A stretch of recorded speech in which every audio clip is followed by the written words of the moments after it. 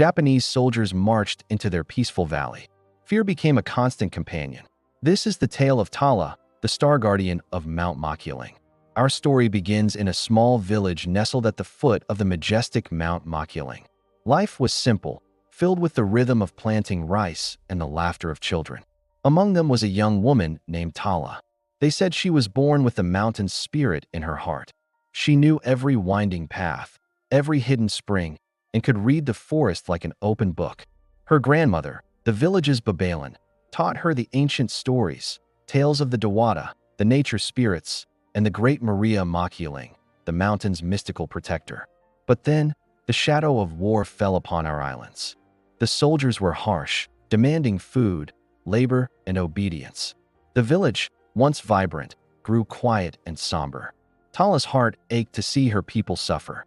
Her brother, Kael, a brave and fiery young man, wanted to fight back immediately to join the guerrillas hiding in the mountains. One evening, as the moon hid behind dark clouds, Kael announced his plan to leave.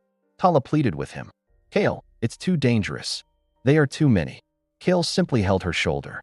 "I cannot stand by while our people are treated like this. I must fight, for our family, for our freedom."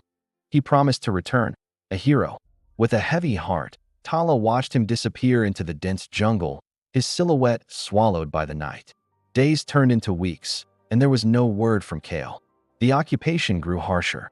One afternoon, the soldiers stormed into the village, angrier than ever. They accused the villagers of hiding guerrillas. They rounded everyone up in the plaza, their faces grim. The commanding officer declared that if the rebels weren't surrendered by sunrise, the entire village would pay the price. Panic swept through the crowd like a wildfire. That night, Tala couldn't sleep. Desperate and afraid, she remembered her grandmother's teachings.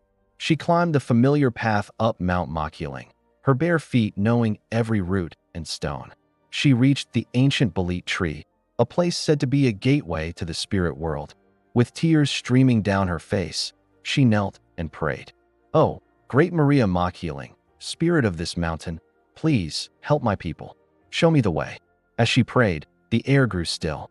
A gentle light began to glow from the trunk of the bolete tree, and a soft, humming sound filled the air.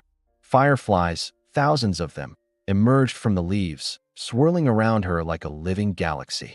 In their shimmering light, an image formed in her mind, a vision of a hidden waterfall, and behind it, a secret cave. She understood. This was the Dawada's answer. Filled with newfound purpose, Tala raced back to the village. She gathered a few trusted elders and whispered her plan. It was risky, but it was their only hope.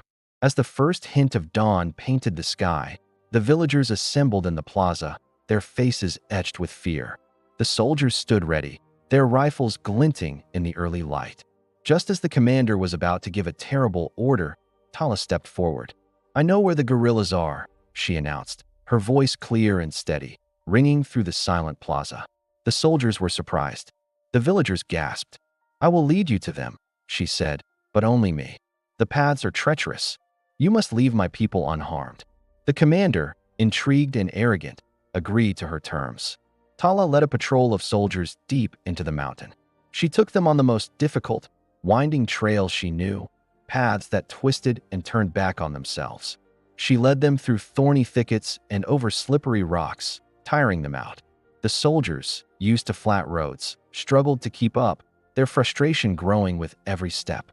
All the while, Tala listened to the forest, the birdsong her guide, the rustle of leaves her map. Finally, they reached a clearing with a thunderous waterfall. "They are in there," she said, pointing to the cascading water. The commander scoffed, but Tala walked directly towards the falls and disappeared behind the curtain of water. Hesitantly, the soldiers followed her into the dark, damp cave. Inside, the cave was empty, save for the echoes of dripping water. The commander turned on Tala, his face contorted with rage. "You tricked us," he roared. But as he raised his hand, a low growl echoed from deeper within the cavern. From the shadows emerged not men, but a pack of wild boars, their eyes glowing fiercely in the gloom. And behind them, a swarm of massive hornets buzzed, their sound a deafening warning. The mountain itself had come to her aid. Panic erupted. The soldiers, terrified by these guardians of the forest, scrambled out of the cave, slipping and falling in their haste. They fled back down the mountain, never looking back, convinced the mountain was cursed and haunted. When Tala returned to the village, she wasn't met with fear, but with awe. She had saved them, not with a weapon, but with courage, wisdom, and her deep connection to the land. She had become their protector.